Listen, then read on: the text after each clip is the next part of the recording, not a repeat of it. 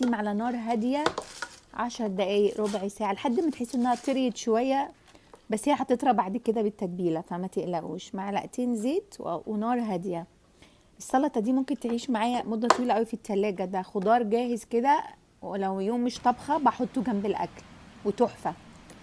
شوفوا هستعمل بقى المسترد هنا من الخردل، ممكن معلقتين كبار او 3، اللي بيحب طعمه ده من احسن الحاجات اللي ممكن احطها على الاكل. وحوالي كوبايه من الخل، ممكن تزودوا الخل لو انتوا بتحبوا طعمه كمان. اللي هيفرق في الطعم بقى العسل، فنجان كبير من العسل، فنجان قهوه يعني كده من العسل.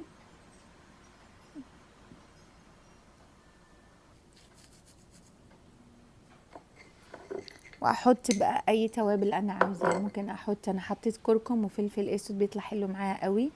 التتبيله دي هتعيش جوه السلطه، وكل يوم بتستنى يعني بعد